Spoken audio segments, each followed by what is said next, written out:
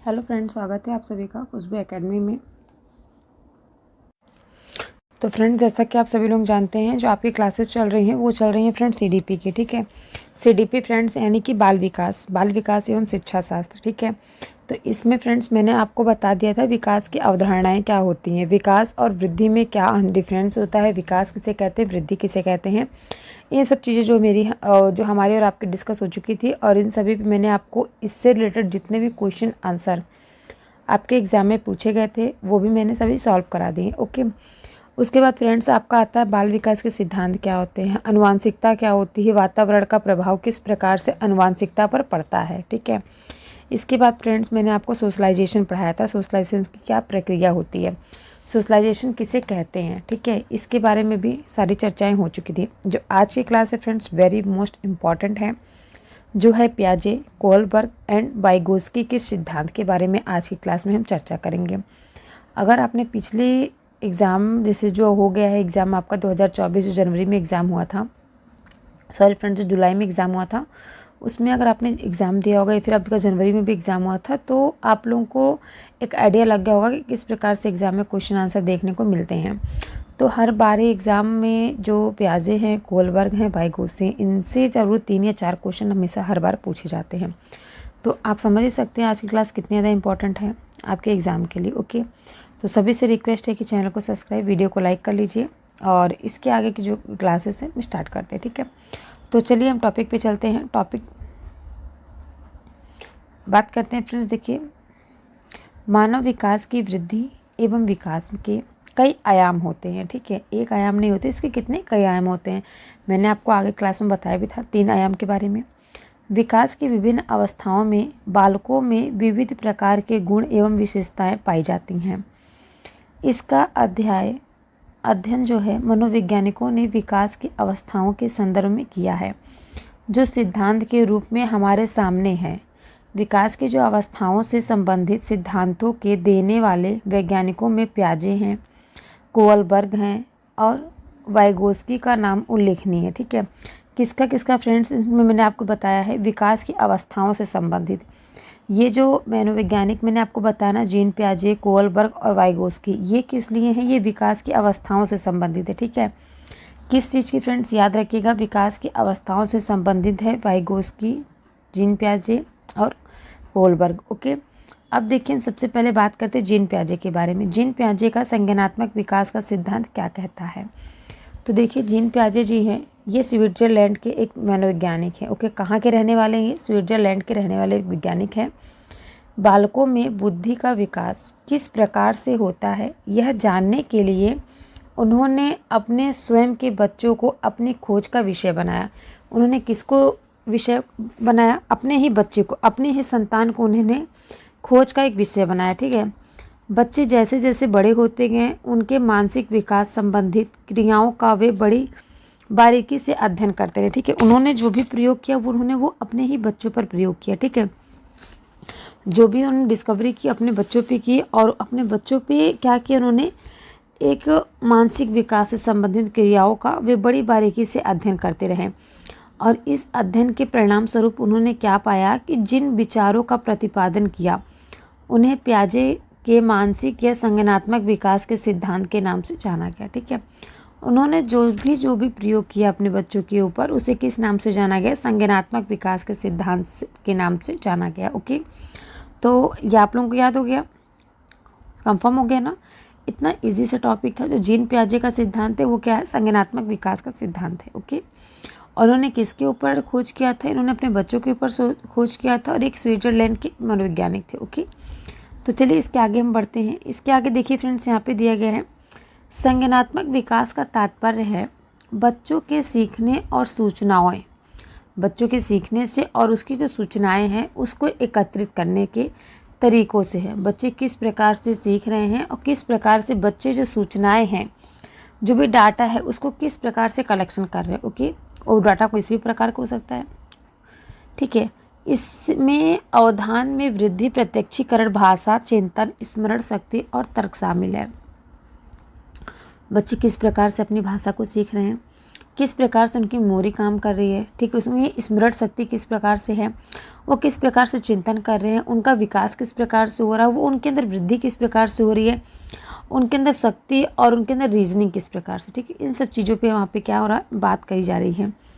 पियाजे के जो संज्ञानात्मक सिद्धांत के अनुसार वह प्रक्रिया जिसके द्वारा संज्ञानात्मक संरचना को संशोधित किया जाता है उसे क्या, समावेशन कहलाती है। ठीक है, जिस प्रक्रिया, ठीक है, जिस भी प्रोसेस के अंतर्गत ये संज्ञानात्मक संरचना को संशोधित किया जाता है उसे क्या कहते हैं, समावेशन कहा जाता है। ओके, नेक्स्ट देखिए, कह रहे हैं कि पियाजे ने अपने इस सिद्धांत के अंतर्गत यह बात सामने रखी कि बच्चों में जो वृद्धि होती है, जो बुद्धि होती है, ठीक, यहाँ पे किसकी बात हो रही फ्रेंड्स, इंटेलिजेंस की बात हो रही है, ठीक है, बुद्धि की बात हो रही है। ग्रोथ मतलब क्या होता है आपका, वृद्धि होती है, ठीक है, यहाँ पे इंटेलिजेंस की बात हो रही है, यानी कि यहाँ पे बुद्धि की बात हो रही है। बुद्धि का विकास उनके जन्म के साथ जुड़ा होता है। किसके साथ जुड़ा होता है फ्रेंड, जन्म के साथ जुड़ा होता है। ये किसने कहा है, पियाजे के अंतर्गत। ठीक है, प्रत्येक बालक जो है वो अपने जन्म के समय कुछ जन्मजात प्रवृत्तियों एवं सहज क्रियाओं को करने संबंधित योग्यताओं जैसे चूसना, देखना, वस्तुओं को पकड़ना, वस्तुओं तक पहुंचना आदि को लेकर पैदा होता है। तो क्या फ्रेंड्स देखिए, बच्चा जो चूसना होता है ये तो वो जन्मजात ही होता है, ठीक है, और देखना, आँखों को खोलना बंद करना वो जन्म के बाद तुरंत करना स्टार्ट कर देता है। वस्तुओं को पकड़ना, तो जैसा आप देखते होंगे बच्चे क्या मुट्ठी बांध के ऐसे होते हैं, उसके बाद उनको आप देखे होंगे छोटे जो न्यूबॉर्न बेबी जो होते हैं, पैदा होते हैं, उन लोगों को अगर आप दिनों देखा होगा, नहीं तो लोग मोबाइल में सर्च करके देख लीजिएगा, तो उनके अंदर क्या होता है ना, ये जो मुट्ठी बांधना और पकड़ने का जो जन्मजात होता है, ठीक है, ये वस्तुओं को पकड़ना तक पहुँचना आदि को लेकर के पैदा होते हैं।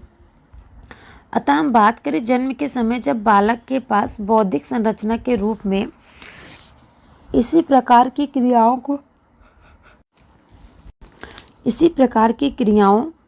को करने की क्षमता होती है, परंतु जैसे जैसे वह बड़ा होता है उन बौद्धिक क्रियाओं का दायरा बढ़ जाता है और वह बुद्धिमान बनता चला जाता है। ठीक है, बच्चों में दुनिया के बारे में समझ विकसित करने की जो क्षमता पैदा हो जाती है उसे वातावरण के अनुसार स्वयं को ढालना अनुकूलन कहलाता है। ठीक है, जिस प्रकार का उसे इन्वायरमेंट मिलेगा बच्चा क्या होगा, उसी इन्वायरमेंट में उसी प्रकार से ढल जाएगा।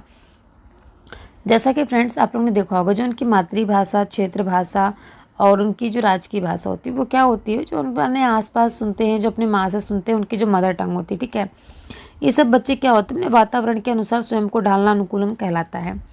बच्चों में वातावरण के साथ सामंजस्य स्थापित करने की बेहतर क्षमता होती है। ठीक है, पूर्व ज्ञान के साथ नवीन ज्ञान को जोड़ने की जो प्रक्रिया होती है, जो प्रोसेस होता है, उसे आत्मसतीकरण, एसिमिलेशन कहते हैं।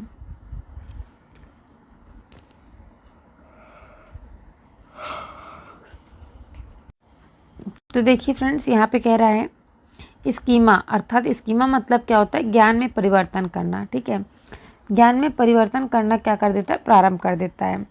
तो वह जो प्रक्रिया कहलाती है समायोजन यानी कि एडजस्टमेंट कहलाती है। ठीक है, तो देखिए फ्रेंड्स, यहाँ पे मैंने आपको बता दी एडजस्टमेंट क्या होता है, स्कीमा क्या होता है। अब चलिए इसके आगे हम बात करते हैं। इसके आगे देखिए फ्रेंड्स, यहाँ पे दिया गया है इंद्रजनित गामक अवस्था। तो ये क्या है फ्रेंड्स, इंद्रजनित गामक अवस्था क्या होती है, इसके बारे में हम थोड़ा सा यहाँ पे बात करते हैं। ठीक है, तो जैसा कि फ्रेंड्स अभी मैंने आपको बताया स्कीमा क्या होता है, एसिमिलेशन क्या होता है, इन सभी चीज़ों के बारे में। तो अब हम बात करते हैं इसके आगे। तो देखिए फ्रेंड्स, मैं आपको बता दूं, जो जीन पियाजे जी हैं, इन्होंने क्या किया है, इन्होंने अपना जो संज्ञानात्मक विकास को 4 अवस्थाओं में विभाजित किया है। ठीक है,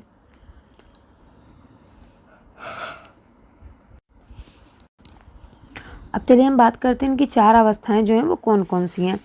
तो देखिए मैं आपको बता दूं, जो इनकी पहली अवस्था है जिसको हम इंद्रजनित गामक अवस्था कहते हैं, जो जन्म से लेकर 2 वर्ष तक की होती है। ठीक है, नेक्स्ट अवस्था इनकी होती है पूर्व संक्रियात्मक अवस्था, जो कि 2 वर्ष से लेकर के 7 वर्ष तक की होती है। ठीक है, और तीसरी अवस्था जो इनकी होती है उसको बोलते हैं मूढ़ संक्रियात्मक अवस्था, जो अवस्था 7 वर्ष से लेकर के 11 वर्ष तक की होती है।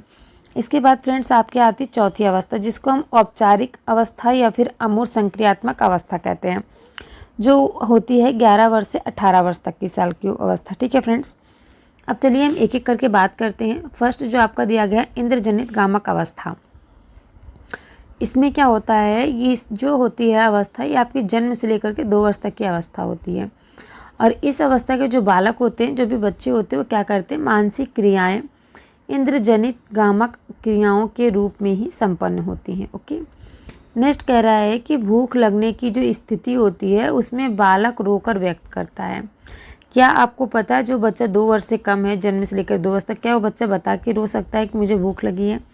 वो अपनी जो भूख है, प्यास है, उसको किस प्रकार से व्यक्त करता है, अपने पेरेंट्स के सामने रो करके। ओके, और इस अवस्था में जो व्यक्ति होता है उसको आँख, कान, नाक से सोचता है। ठीक है, जिस वस्तुओं को वे प्रत्यक्ष देखते हैं उनके लिए वह उसी का अस्तित्व होता है। ठीक है, इसमें क्या होता है, बच्चे को उतनी मतलब समझ नहीं डेवलपमेंट हो पाती है, तो बच्चे क्या करते हैं, बच्चे जो भी चीज़ देखते हैं उसके लिए वो रोना स्टार्ट कर देते हैं। भूख प्यास जो होती है अपनी रो कर व्यक्त करते हैं। ओके, नेक्स्ट है, क्योंकि उस टाइम बच्चे बहुत कम बोलना स्टार्ट कर पाते हैं। कुछ बच्चे होते हैं जो बोलना स्टार्ट कर देते हैं, कुछ बच्चे अच्छे से नहीं बोल पाते। ठीक है, नेक्स्ट है, इस आयु में जो बालक होते हैं उनकी बुद्धि उनके कार्यों द्वारा व्यक्त होती है। बच्चा क्या कार्य कर रहा है वो कैसे व्यक्त होगी, उसके कार्यों द्वारा उनकी जो बुद्धि का विकास होता है वो व्यक्त किया जाता है। नेक्स्ट है, उदाहरण के लिए चादर पर बैठा शिशु चादर पर थोड़ी दूर स्थित खिलौने को प्राप्त करने के लिए चादर को खींचकर खिलौना प्राप्त कर लेता है।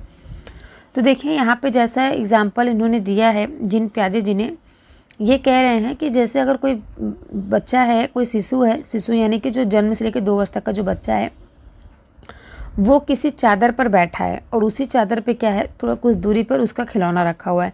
तो वो अपने खिलौने को पाने के लिए क्या करेगा, चादर को ही अपने तरफ खींचेगा। तो उससे क्या होगा, उसकी जो खिलौने वाली चीज़ है उसको प्राप्त करने के लिए वो चादर को खींचेगा। ठीक है, अब इस तरह का ये जो अवस्था होती है ये अनुकरण, स्मृति और मानसिक निरूपण से संबंधित होती है। ओके, नेक्स्ट दिया गया है पूर्व संक्रियात्मक अवस्था। तो ये अवस्था जो है फ्रेंड्स, ये आपकी जो अवस्था है 2 वर्ष से लेकर के 7 वर्ष तक की जो अवस्था होती है इसको पूर्व संक्रियात्मक अवस्था के नाम से जाना जाता है। ओके, इस अवस्था में क्या होता है, इस अवस्था में बालक जो है वो अपने परिवेश की वस्तुओं को पहचानने एवं उसमें विभेद करने लगता है। ठीक है, विभेद मतलब क्या होता है फ्रेंड्स, उसमें डिफरेंट करने लगता है कि ये जो वस्तु है ये हमारे अपने परिवेश की वस्तुओं को पहचानने और उसमें विभेद करने लगता है, और बाहर की जो वस्तुएं होती हैं जो उसको नहीं देखा होता उसमें क्या करेगा, वो डिफरेंस करना स्टार्ट कर देता है। नेक्स्ट दिया गया है पॉइंट कि इस दौरान जो होता है बच्चों में उसमें भाषा का विकास भी प्रारंभ हो जाता है। तो फ्रेंड्स, जैसा कि आप लोग देखे होंगे जो 2 वर्ष से लेकर 7 वर्ष तक के बच्चे होते हैं वो अपनी मातृभाषा, अपनी क्षेत्रीय भाषा, अपने जो आसपास की भाषा, आस पड़ोस की भाषा है उसको क्या कर देता है, उस भाषा का विकास बच्चों में प्रारंभ हो जाता है। ठीक है, वो उन्हीं के भांति बोलना, चलना, खाना पीना, रहना शुरू कर देता है। ओके, अब देखिए जो इस अवस्था में जो बालक होते हैं उसमें नई सूचनाओं और नए अनुभवों का संग्रह करता है। वह पहली अवस्था की अपेक्षा अधिक समस्याओं का समाधान करने योग्य हो जाता है। ठीक है, बच्चों में वस्तु स्थायित्व के गुण का विकास होता है। बच्चों में किस चीज़ों का विकास होता है फ्रेंड्स, वस्तु स्थायित्व के विकास का गुण होता है। ठीक है, तो चलिए हम नेक्स्ट पॉइंट पे चलते हैं। नेक्स्ट पॉइंट देखिए दिया गया है फ्रेंड्स, यहाँ पे नेक्स्ट पॉइंट दिया गया है मूर्त संक्रियात्मक अवस्था। अब चलिए हम बात करते हैं मूर्त संक्रियात्मक अवस्था क्या है। इसमें देखिए फ्रेंड्स दिया गया है कि इस अवस्था में जो आयु होती है 7 वर्ष से लेकर के 11 वर्ष तक की जो आयु होती है उसे मूर्त संक्रियात्मक अवस्था कहा जाता है। इस अवस्था में जो बालक होता है, बालक में वस्तुओं को पहचानने, उनका विभेदीकरण करने, डिफ्रेंसिएशन मैंने बताया, डिफ्रेंसिएशन करने का वर्गीकरण यानी क्लासिफिकेशन करने की क्षमता जो होती है वो विकसित हो जाती है। ओके, उनका जो चिंतन होता है अब अधिक क्रमबद्ध एवं तर्कसंगत होना प्रारंभ कर देता है, और इस अवस्था में जो बालक होता है वो विश्वास करने लगता है कि तथा लंबाई, भार, अंक आदि प्रत्ययों पर चिंतन करता है। ठीक है, अपनी लंबाई पर, अपनी चौड़ाई पर, अपने भार पर वो क्या करता है, चिंतन करना स्टार्ट कर देता है। ठीक है, और इस अवस्था में जो बालक होता है वो विश्वास करने लगता है दूसरे पर। ओके, नेक्स्ट दिया गया है भाषा का पूर्ण विकास। बालक किसी पूर्व और उसके अंश के संबंध में तर्क कर सकता है। ठीक है, बालक जो है वो अपने पूर्व के और अपने अंश के बीच में क्या करेगा, तर्क करना शुरू कर देता है। और बालक जो है वो अपने पर्यावरण के साथ अनुकूलन यानी कि अपने पर्यावरण के साथ एडाप्टेशन करने के लिए अनेक नियमों को सीख लेता है। ओके, अब चलिए हम नेक्स्ट चलते हैं। नेक्स्ट देखिए फ्रेंड्स, दिया गया है औपचारिक यानी कि अमूर्त संक्रियात्मक अवस्था। तो ये अवस्था जो होती है फ्रेंड्स 11 वर्ष से लेकर के आगे की अवस्था होती है, जिसे हम मूर्त संक्रियात्मक अवस्था यानी कि अमूर्त संक्रियात्मक अवस्था और औपचारिक कह सकते हैं। ठीक है, यह जो अवस्था होती है 11 वर्ष से लेकर के प्रौढ़ावस्था तक की अवस्था होती है। अब आप लोग कमेंट करके हमें बताइएगा, जो प्रौढ़ावस्था होती है ये अवस्था जो है किस आयु तक के व्यक्ति को कहा जाता है।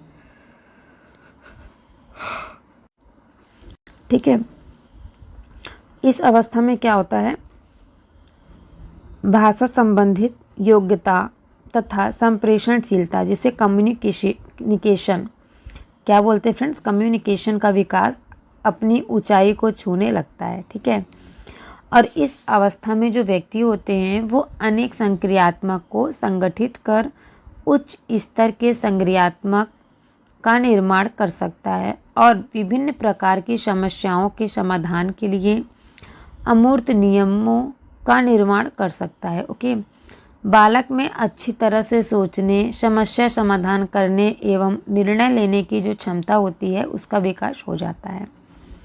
ठीक है, यहाँ तक तो फ्रेंड्स मैंने जो आपको बता दिया वो बता दें जीन पियाजे जी की जो 4 अवस्थाएं कौन कौन सी हैं। ठीक है, इंद्रिय जनित कामक अवस्था जन्म से 2 वर्ष तक, पूर्व संक्रियात्मक अवस्था 2 वर्ष से 7 वर्ष तक, मूर्त संक्रियात्मक अवस्था 7 वर्ष से 11 वर्ष तक, औपचारिक यानी कि अमूर्त संक्रियात्मक अवस्था 11 वर्ष से आगे तक। ओके, यहाँ तक कंप्लीट हो गया। अब इसके बाद फ्रेंड्स हम बात करेंगे जीन पियाजे के संज्ञानात्मक विकास के सिद्धांत का शैक्षिक महत्व क्या होता है।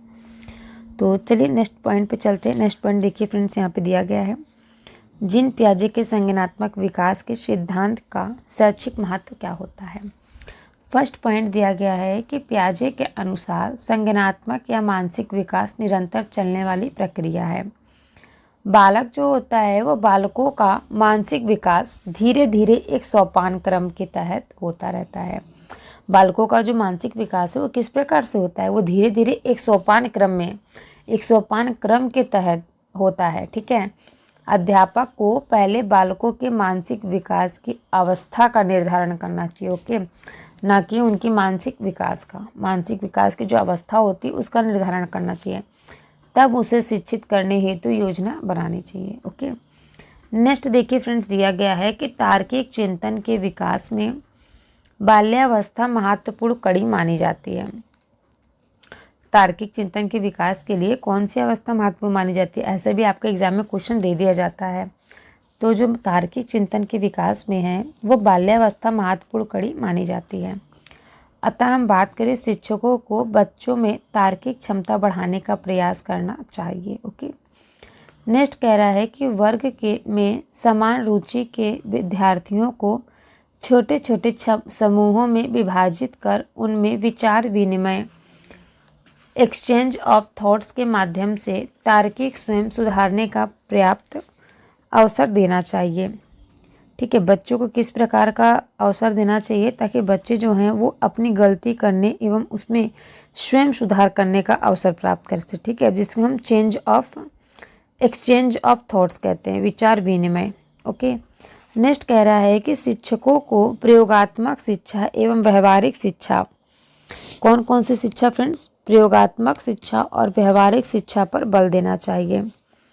ठीक है, इससे क्या होगा, जो प्रयोगों के माध्यम से बालकों में नवीन विचार का संचार होता है। नवीन दृष्टिकोण मौलिक अन्वेषण के दृष्टिकोण से महत्वपूर्ण होता है। ठीक है, नेक्स्ट पॉइंट दिया गया है कि शिक्षकों को वाद विवाद प्रतियोगिता का आयोजन करते रहना चाहिए। टीचर्स को क्या चाहिए कि क्लास में हमेशा कुछ न कुछ चीज़ों का प्रतियोगिता करवानी चाहिए। बच्चों के बीच प्रतियोगिता कराने से क्या होती है, बच्चों के अंदर हर्ष उल्लास बना रहता है। नेक्स्ट फ्रेंड्स दिया गया है कि यह जो है प्रतियोगिता नवीन सोच एवं नवीन विचारों को जन्म देती है। ठीक है, जब अगर क्लास में हमेशा वाद विवाद प्रतियोगिता का आयोजन होता रहेगा तो इससे क्या होगा, यह जो है प्रतियोगिता नवीन सोच एवं नवीन विचारों को क्या करेगी, जन्म देगी। ओके, तो यहाँ पे तो फ्रेंड्स आपको शैक्षिक महत्व मैंने बता दिया। जीन पियाजे का जो संज्ञानात्मक शैक्षिक विकास है किस प्रकार से, उसका क्या महत्व है। अब इसके बाद हम बात करेंगे जीन पियाजे के अन्य सिद्धांत के बारे में और इन्होंने कौन कौन से सिद्धांत दिए थे। आज की क्लास में हम पूरा जीन पियाजे आपको कंप्लीट करा देंगे, ठीक है। अब देखिए फ्रेंड्स, यहाँ पे जीन पियाजे के बारे में बात हो रही है कि जीन पियाजे के अन्य सिद्धांत कौन कौन से हैं। तो जीन पियाजे द्वारा दिए गए कुछ अन्य सिद्धांत हैं। जैसे पहला इन्होंने दिया था निर्माण और खोज का सिद्धांत, दूसरा इन्होंने दिया था कार्य एवं क्रिया का अर्जन, ठीक है। तीसरा सिद्धांत इन्होंने दिया था जीन पियाजे का नैतिक विकास का सिद्धांत, ठीक है। ये 3 इन्होंने सिद्धांत दिए थे, 4 अवस्थाएं दी थी, ठीक है।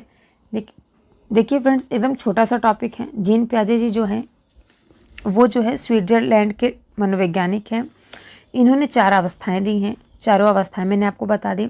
और देखिए इनका जो सिद्धांत, इन्होंने 3 सिद्धांत दिए हैं। पहला सिद्धांत था निर्माण और खोज का सिद्धांत, दूसरा इन्होंने दिया कार्य क्रिया का अर्जन, और तीसरा सिद्धांत इन्होंने दिया जीन पियाजे का नैतिक विकास का सिद्धांत। अब हम एक एक करके सिद्धांत के बारे में चर्चा करते हैं, कौन से सिद्धांत में इन्होंने क्या क्या बातें अर्जित की हैं, क्या क्या बातें इन्होंने लिखा है, क्या क्या बातें इन्होंने कही है। तो फर्स्ट देखिए जो फ्रेंड्स है निर्माण और खोज का सिद्धांत।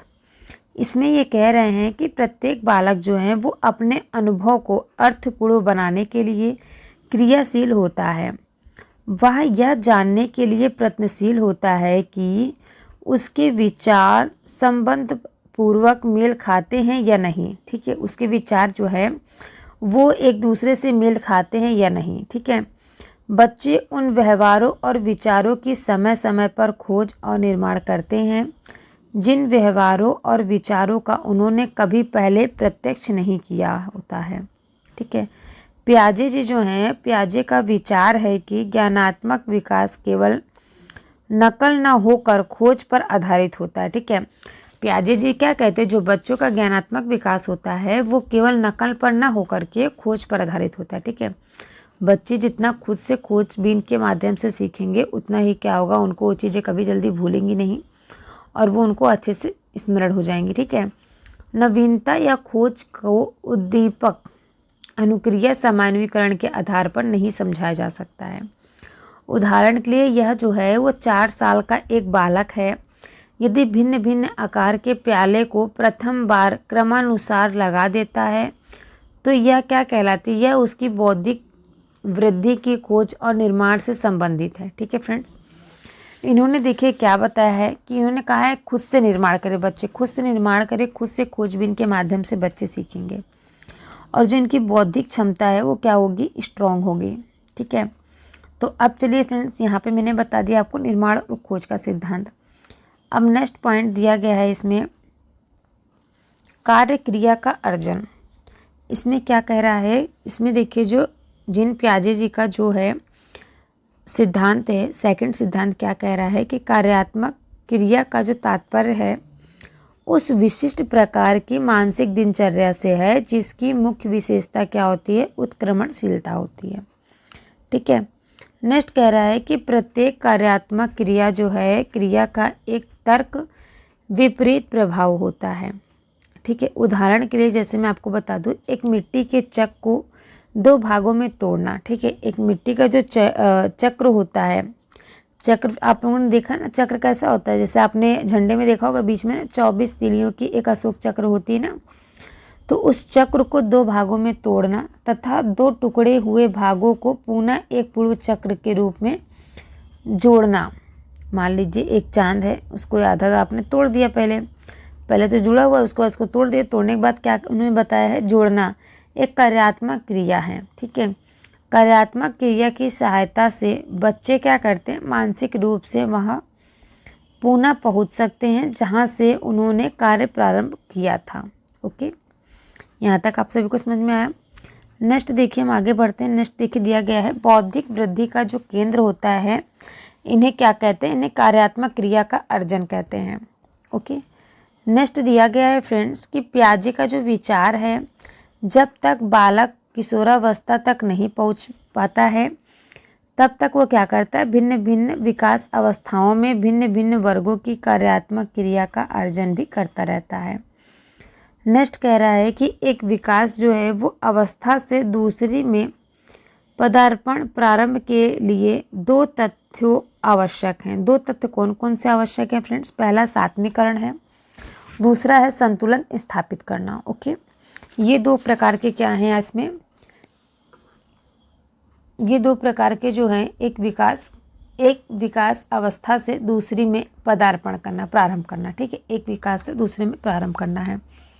नेक्स्ट कह रहा है कि सात्मीकरण। सात्मीकरण का अर्थ होता है बालक में जो उपस्थित एक विचार में किसी नए विचार या फिर वस्तु का समावेशन हो जाना। ठीक है, जितना बच्चों को ज्ञान है उसी ज्ञान में नए ज्ञान को जोड़ना जो होता है उसे हम सात्मीकरण कहते हैं। और पियाजे के अनुसार सात्मीकरण जो है वो बालक के प्रत्यक्षात्मक गत्यात्मक समन्वय से संबंधित है। व्यवस्थापन या संतुलन का अर्थ होता है नई वस्तु या विचार के साथ समायोजन करना। ठीक है, या अपने विचारों और क्रियाओं को नए विचारों और वस्तुओं में फिट करना। ओके, क्या यहाँ पे बताया गया है? देखिए, व्यवस्थापन मतलब उन्होंने बताया व्यवस्थापन या संतुलन का अर्थ होता है जो नई वस्तु है या फिर नया विचार जो है, नई वस्तु या विचार के साथ समायोजन करना या अपने विचारों और क्रियाओं को नए विचारों और वस्तुओं में क्या करना, एडजस्टमेंट करना। ओके, फिट करना। ठीक है फ्रेंड्स, ये तो हो गया आपका कार्य क्रिया का अर्जन। समझ में आया सभी को? इसके पहले जो मैंने आपको क्या बताया था, निर्माण और खोज का सिद्धांत। तो पहला सिद्धांत मैंने आपको बता दिया, सेकंड सिद्धांत बता दिया। दोनों सिद्धांत आई होप आप सभी को अच्छे समझ में आया होगा। अभी इसके बाद मैं आपको क्वेश्चन आंसर भी कराऊंगी जब चैप्टर कंप्लीट हो जाएगा आपको। ओके, तो देखिए फ्रेंड्स, यहाँ पे दिया गया है जीन पियाजे का नैतिक विकास का सिद्धांत। ये तीसरा सिद्धांत है। ठीक है, दो सिद्धांत मैंने बता दिया, ये आपका यहाँ पे तीसरा सिद्धांत स्टार्ट होता है। तो देखिए यहाँ पे क्या कह रहे हैं जीन पियाजे जी। इन्होंने कहा है, पियाजे ने, कि जो नैतिक विकास का सिद्धांत होता है, जीन पियाजे प्रिंसिपल्स ऑफ मॉरल डेवलपमेंट, ठीक है, इन्होंने दिया है। इनके अनुसार इन्होंने कहा है कि नैतिक जो है वो निर्णय के विकास में एक निश्चित क्रम एवं तार्किक क्रम में होता है। ठीक है, पियाजे के अनुसार नैतिक अवस्था जो होती है वो दो प्रकार की होती है। पहली जो होती है वो कौन सी होती है, प्रयत्न नैतिकता, जिसको बोलते हैं स्टेज ऑफ हेटेरोनोमस मोरलिटी। ओके, तो देखिए फ्रेंड्स, इस अवस्था में क्या होती है, ये जो अवस्था होती है ना, ये 2 वर्ष से लेकर के 8 वर्ष तक की जो अवस्था होती है उस अवस्था को कहा गया है। ठीक है, इसमें क्या होता है, इसमें इस अवस्था में पियाजे के अनुरूप इस अवस्था का जो उद्भव होता है वो बालकों में असमान अंतःक्रिया से होती है। और इस काल में जो बच्चे होते हैं, बच्चों में नैतिक नियम निरपेक्ष अपरिवर्तनशील तथा दृढ़ प्रवृत्ति के होते हैं। ओके, यहाँ तक सभी को समझ में आया? इसमें क्या कहा गया है, जो जीन पियाजे जी हैं उन्होंने कहा है कि इस अवस्था में का जो उद्भव होता है वो बालकों में असमान होता है, अंतःक्रिया से होता है। और इस काल में जो बच्चे होते हैं उनमें नैतिक नियम निरपेक्ष अपरिवर्तनशील तथा दृढ़ प्रवृत्ति के होता है।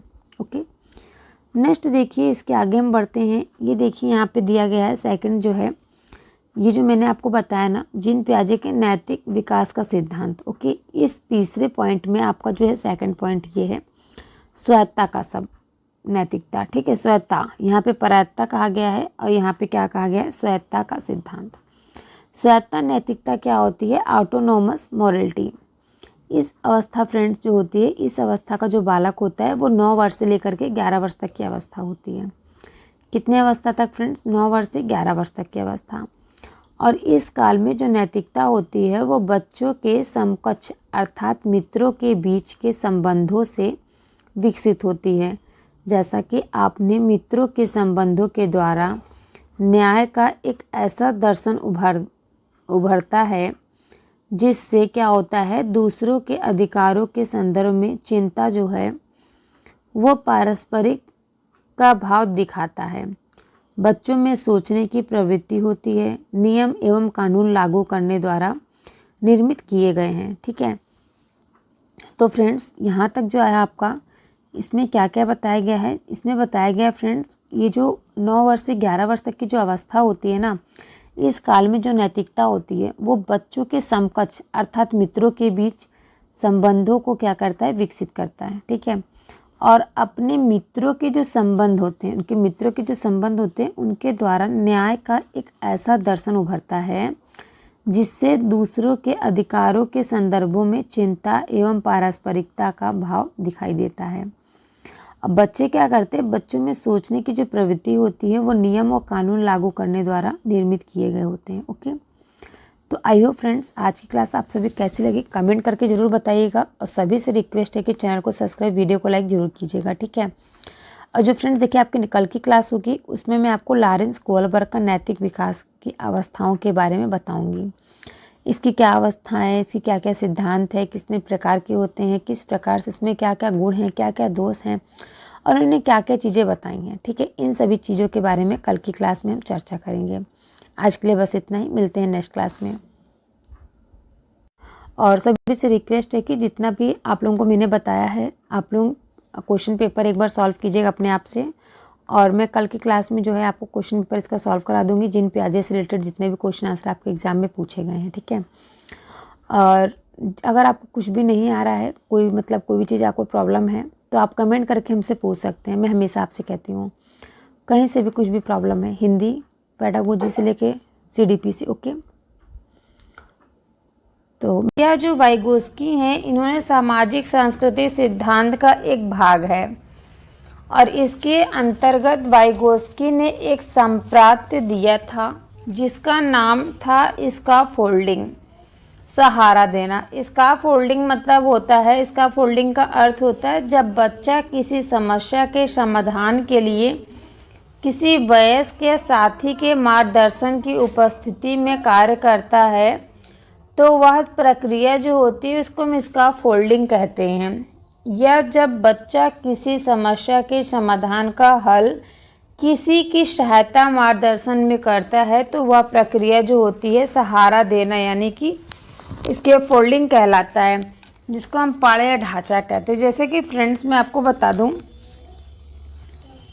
जो लेव वाइगोस्की हैं इन्होंने अपने मत की जो उच्चतर क्रम की मानसिक प्रक्रिया के द्वारा सम्मिलित होती है तो उसको मनोवैज्ञानिक उपकरण भी कहा है।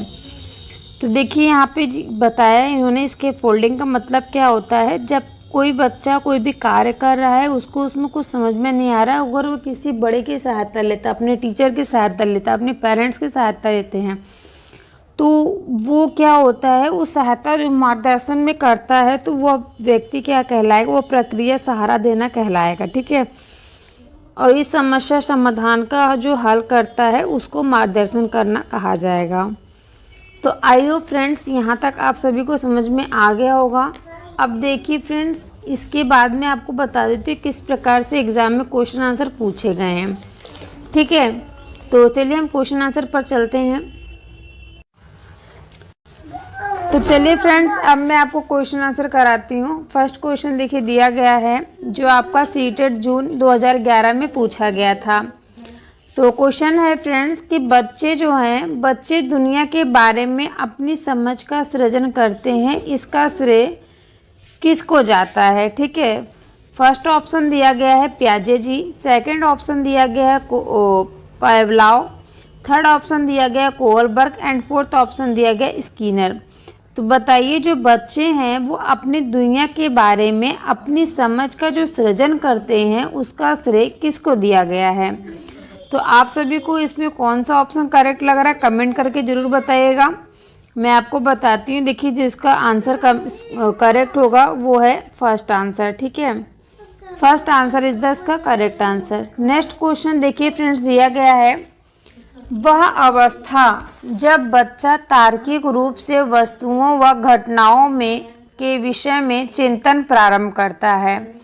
तो देखिए यहाँ पे जो क्वेश्चन है आपका सीटेट जून 2011 में पूछा गया है और कह रहा है कि वह अवस्था जब बच्चा जो है वो तार्किक रूप से वस्तुओं व घटनाओं के विषय में चिंतन प्रारंभ करता है।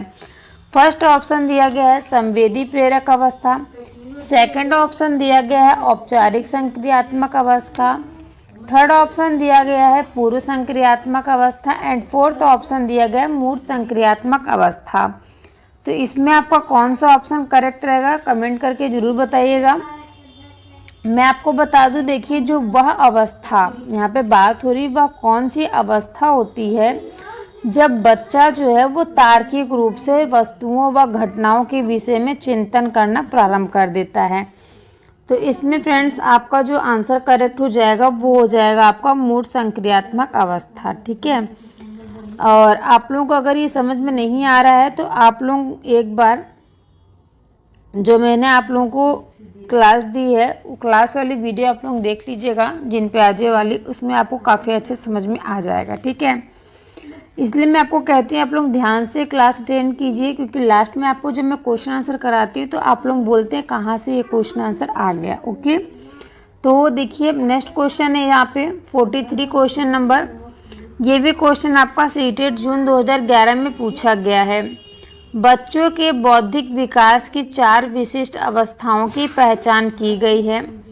फर्स्ट ऑप्शन दिया गया है कोलबर्ग द्वारा, सेकंड ऑप्शन दिया गया है एस्किरिस द्वारा, थर्ड ऑप्शन दिया गया है स्किनर द्वारा एंड फोर्थ ऑप्शन दिया गया है जीन पियाजे द्वारा। तो इसमें कौन सा ऑप्शन आपका करेक्ट रहेगा? तो देखिए यहाँ पे बात होगी बच्चों के बौद्धिक विकास की 4 विशिष्ट अवस्थाएं। तो देखिए फ्रेंड्स, 4 विशिष्ट अवस्थाएं दिया है, ये तो दिया है जीन पियाजे जी ने। ठीक है, कौन कौन सी 4 अवस्थाएं दी हैं ये मैंने आपको बताया है। एक बार आप लोगों को क्लास देख लीजिएगा, अटेंड कर लीजिएगा, आपको समझ में आ जाएगा। ठीक है, नेक्स्ट क्वेश्चन देखिए, नेक्स्ट क्वेश्चन पे चलते हैं हम लोग। पियाजे के अनुसार निम्नलिखित में से कौन सी अवस्था में बच्चा अमूर्त संकल्पनाओं के विषय में तार्किक चिंतन करना प्रारंभ करता है? ये भी क्वेश्चन आपका सीटेट जून 2011 में पूछा गया है। देखिए जो जीन पियाजे के यहाँ 4 अवस्थाओं की बात हो रही ना फ्रेंड्स, ये चारों अवस्था देखिए यहाँ पे दिया गया है। मूर्त संक्रियात्मक अवस्था, औपचारिक संक्रियात्मक अवस्था, संवेदी प्रेरक अवस्था और पूर्व संक्रियात्मक अवस्था। ठीक है, फर्स्ट अवस्था जो आपकी दी गई है जन्म से लेकर 2 वर्ष तक होती है। सेकेंड आपकी जो होती है ये आपकी 2 वर्ष से 7 वर्ष तक होती है। तीसरी अवस्था आपकी होती है 7 वर्ष से 11 वर्ष तक, और चौथी अवस्था जो आपकी होती है ये जन्म से लेकर 11 वर्ष से लेकर के आपकी किशोरावस्था तक। ओके, अब देखिए फ्रेंड्स यहाँ पे कह रहा है 44 क्वेश्चन नंबर जो आपका है, जो आपका जून 2011 में पूछा गया था। पियाजे के अनुसार निम्नलिखित में से कौन सी अवस्था में बच्चा जो है वो अमूर्त संकल्पनाओं के विषय में तार्किक चिंतन करना आरंभ कर देता है। तो इसमें देखिए फ्रेंड्स जो आपका ऑप्शन करेक्ट होगा वो होगा आपका फर्स्ट ऑप्शन। ठीक है, यहाँ पे देखिए मूर्त चिंतन की बात हो रही, तो मूर्त चिंतन मैंने आपको बताया था बच्चा कब करना प्रारंभ कर देता है, 7 वर्ष से 11 वर्ष तक की अवस्था में। ओके, तो अब नेक्स्ट आगे बढ़ते हैं। आगे क्वेश्चन देखिए फ्रेंड्स, नेक्स्ट दिया गया आपका 45 क्वेश्चन नंबर। ये भी आपका जनवरी 2012 में पूछा गया है। वाइगोत्स्की बच्चों के सीखने में निम्नलिखित में से किस कारक की महत्वपूर्ण भूमिका पर बल देते हैं? तो देखिए जो फ्रेंड्स वाइगोत्स्की हैं, वाइगोत्स्की मैंने आपको बताया था ये किस चीज़ पर ज़्यादा करके बल देते हैं। ठीक है, फर्स्ट ऑप्शन दिया गया है सामाजिक, सेकंड ऑप्शन दिया गया अनुवांशिकता, थर्ड ऑप्शन दिया गया नैतिक एंड फोर्थ ऑप्शन दिया गया है शारीरिक। तो इसमें आपका कौन सा ऑप्शन करेक्ट रहेगा? तो देखिए फ्रेंड्स मैं आपको बता दूं जो नैतिक विकास की अवस्था पर दिए हैं, ठीक है, वो तो हैं आपके लॉरेंस कोलबर्ग। ठीक है, अब देखिए फ्रेंड्स यहाँ पे बात आती है सामाजिक। ठीक है, तो ये जो वाइगोत्स्की हैं, वाइगोत्स्की जो हैं ये बच्चों को जो सिखाने के बारे में बात करते हैं, जो कि आपका 45 क्वेश्चन नंबर है। इसमें वाइगोत्स्की जो है बच्चों के सीखने में इसमें से कौन सा ऐसा कारक है जिसमें महत्वपूर्ण भूमिका पर बल देते हैं? तो वो है फ्रेंड्स आपका फर्स्ट ऑप्शन सामाजिक, जिसमें मैंने अभी आपको बताया है। स्टार्टिंग से अगर आप वीडियो देख रहे होंगे तो आपको काफ़ी अच्छा समझ में आया होगा। ठीक है, ये दोनों जो है फ्रेंड्स, इन दोनों का आप कमेंट करके बताइएगा। ठीक है, तो नेक्स्ट देखिए क्वेश्चन दिया गया है 46 क्वेश्चन नंबर है, पियाजे के संज्ञानात्मक विकास के चरणों के अनुसार इंद्रिय गामक संवेदी प्रेरक अवस्था किससे संबंधित है। ये भी क्वेश्चन आपका जनवरी 2012 में पूछा गया है। फर्स्ट ऑप्शन कह रहा है सामाजिक मुद्दों से सरोकार, सेकंड ऑप्शन कह रहा है कि अनुकरण, स्मृति और मानसिक निरूपण, थर्ड ऑप्शन कह रहा है कि तार्किक रूप से समस्या समाधान की योग्यता, एंड फोर्थ ऑप्शन कह रहा है कि विकल्पों के निर्वाचन और विश्लेषण करने की योग्यता। तो इसमें कौन सा ऑप्शन जो है आपका करेक्ट रहेगा। तो देखिए फ्रेंड्स, यहाँ पे बात हो रही जीन पियाजे के बारे में, ठीक है। तो जीन पियाजे जी हैं, उन्होंने संज्ञानात्मक विकास के चरणों के अनुसार इंद्रिय गामक संवेदी प्रेरक अवस्था जो बताई है, इसमें जो आपका ऑप्शन करेक्ट होगा ये है फ्रेंड्स अनुकरण, यानी कि देखकर, सुनकर, समझकर सीखना, ठीक है। तो इसमें आपका जो हो जाएगा second option is the correct answer हो जाएगा, ठीक है। अनुकरण, स्मृति और मानसिक निरूपण, ओके। समझ में आप लोगों को इसमें कौन सा ऑप्शन करेक्ट है, सेकंड ऑप्शन आपका करेक्ट हो जाएगा। आगे हम बढ़ते हैं नेक्स्ट क्वेश्चन पे। नेक्स्ट क्वेश्चन देखिए फ्रेंड्स, आपके सामने दिया गया है क्वेश्चन नंबर 47। इसमें कह रहा है कि जो कोलबर्ग हैं, इनके अनुसार शिक्षक जो है वो बच्चों में नैतिक मूल्यों का विकास कर सकता है। ये क्वेश्चन फ्रेंड्स आपका सीटेट जनवरी 2012 में पूछा गया है। फर्स्ट ऑप्शन कह रहा है कैसे व्यवहार किया जाना चाहिए, इस प्रकार कठोर निर्देश देकर। सेकंड कह रहा है कि धार्मिक शिक्षा को महत्व देकर। थर्ड ऑप्शन कह रहा है कि व्यवहार के स्पष्ट नियम बनाकर, एंड फोर्थ ऑप्शन कह रहा है नैतिक मुद्दों पर आधारित चर्चाओं में उन्हें शामिल करके। तो देखिए जो कोलबर्ग हैं, इन्होंने इनके अनुसार जो बच्चा है, जो शिक्षक है, वो बच्चों में नैतिक मूल्यों का जो विकास करता है वो करेगा नैतिक मुद्दों पर आधारित चर्चाओं में उन्हें शामिल करके, ठीक है। जिस कोई भी चर्चा करेगा तो उसमें क्या होगा, नैतिक मूल्य क्या होंगे, शामिल होंगे, ओके। उस पर वो चर्चा करेंगे तो क्या करेंगे, अपना बच्चों को अच्छे से समझाओ बता सकते हैं, ठीक है। तो नेक्स्ट क्वेश्चन पे हम लोग चलते हैं। यहाँ तक आई होप आप सभी को समझ में आया होगा। नेक्स्ट क्वेश्चन देखिए फ्रेंड्स, दिया गया क्वेश्चन नंबर 77 है। कोई 5 साल की लड़की है, ठीक है, एक टी शर्ट को तय करते हुए अपने आप से बात करती है, ठीक है। आप देखे होंगे छोटे बच्चे जो होते हैं वो अपने आप से ही बात करते हैं। तो यहाँ पे बताया गया जो कोई 5 साल की लड़की है वो एक टी शर्ट को तय कर रही है, ठीक है, फोल्ड कर रही है। करते समय वो अपने आप से बात करती है। लड़की द्वारा प्रदर्शित जो व्यवहार है, व्यवहार के संदर्भ में निम्नलिखित में से कौन सा कथन सही है। ये क्वेश्चन जो फ्रेंड्स आपका सीटेट सितंबर 2016 में पूछा गया है। फर्स्ट ऑप्शन कह रहा है कि जीन पियाजे इसे अहं केंद्रित भाषा कहेंगे, और ले वाइगोस्की इसकी व्याख्या बच्चों द्वारा निजी भाषा से अपनी क्रियाओं को नियमित करने के प्रयास के रूप में करेंगे, ठीक है। सेकंड ऑप्शन कह रहा है कि जीन पियाजे इसकी व्याख्या सामाजिक अन्योन्य क्रियाओं के रूप में करेगा, और ले वाइगोस्की जो कह रहे हैं इसे खोजबीन मानेंगे। थर्ड ऑप्शन कह रहा है कि जीन पियाजे जी जो हैं वो ले वाइगोस्की इसकी व्याख्या बच्चे के द्वारा अपनी मुंह के अनुकरण के रूप में करेंगे। फोर्थ कह रहा है कि जो जीन पियाजे जी हैं और ले वाइगोस्की इसकी जो व्याख्या करेंगे वो बच्चे के विचारों की अहम केंद्रित प्रक्रिया के रूप में करेंगे।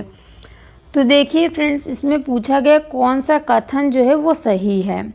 तो इसमें देखिए फ्रेंड्स, जो सही कथन है वो है जीन पियाजे जो हैं इसे अहम केंद्रित भाषा कहेंगे, ठीक है। कि बच्चा क्या करता है वो अपने आप को अहम मानता है, अहम केंद्रित भाषा कहेंगे। और ले वाइगोस्की इसकी व्याख्या जो है वो बच्चों के द्वारा निजी भाषा से अपनी क्रियाओं को नियमित करने के प्रयासों के रूप में करेंगे, ठीक है। नेक्स्ट है, तो इसमें देखिए फ्रेंड्स जो आपका आंसर करेक्ट होगा, ये आंसर आपका ये वाला करेक्ट हो जाएगा, फर्स्ट आंसर, ओके। चलिए हम आगे बढ़ते हैं नेक्स्ट क्वेश्चन पे। नेक्स्ट क्वेश्चन देखिए फ्रेंड्स, दिया गया क्वेश्चन नंबर 76 है। जीन पियाजे के अनुसार प्रारूप स्कीमा निर्माण वर्तमान योजनाओं के अनुरूप बनाने हेतु नवीन तकनीकी में संशोधन और नवीन जानकारी के आधार पर पुरानी योजनाओं के संशोधन के परिणाम के रूप में घटित होता है। इन दो प्रक्रियाओं को जाना जाता है। तो देखिए फ्रेंड्स, ये क्वेश्चन आपका 2016 में पूछा गया है। तो देखिए, जो जीन पियाजे ने आपका स्कीमा बताया था, यानी कि पूर्व ज्ञान को नए ज्ञान के साथ जोड़ना, ठीक है। इसमें देखिए फर्स्ट ऑप्शन दिया गया है समावेशन और अनुकूलन के रूप में। सेकंड कह रहा है कि साम्यीकरण और संशोधन के रूप में। थर्ड ऑप्शन कह रहा है कि समावेशन और समायोजन के रूप में। एंड फोर्थ ऑप्शन कह रहा है समायोजन और अनुकूलन के रूप में। तो इसमें कौन सा ऑप्शन जो है वो करेक्ट रहेगा? तो देखिए फ्रेंड्स, मैं आपको बता दूं, जो स्कीमा इन्होंने बताया थी यानी कि समावेशन और समायोजन के रूप में, ठीक है। इसमें आपका जो ऑप्शन करेक्ट हो जाएगा वो आपका second option is the correct answer. Third option आपका करेक्ट हो जाएगा, ठीक है। क्योंकि यहाँ पे जो बात हो रही है स्कीमा की, ठीक है। स्कीमा मैंने आपको बताया था ना, स्कीमा क्या होता है, जो पूर्व ज्ञान, बच्चों को जो पुराना ज्ञान होता है उसी में अपने नए ज्ञान को जोड़ते हैं, ठीक है। ये जीन पियाजे जी ने बताया था काफ़ी अच्छे से। नेक्स्ट क्वेश्चन देखिए फ्रेंड्स, 75 क्वेश्चन नंबर है। लेव वाइगोस्की ने के समाज संरचना सिद्धांत में दृढ़ विश्वास रखने वाले शिक्षक के नाते आप अपने विश्वास के आकलन के लिए निम्नलिखित में से किस विधि को वरीयता देंगे? ये क्वेश्चन आपका सितंबर 2016 में पूछा गया है। फर्स्ट ऑप्शन है मानकीकृत परीक्षण, सेकंड ऑप्शन है तथ्यों पर आधारित प्रत्यय स्मरण के प्रश्न, एंड थर्ड ऑप्शन है वस्तुपरक बहुविकल्पीय प्रश्न के आधार पर, एंड फोर्थ ऑप्शन है आपका सहयोगी प्रोजेक्ट। तो इसमें आपका जो आंसर करेक्ट हो जाएगा फ्रेंड्स, ये आपका first answer is the correct answer हो जाएगा, ठीक है।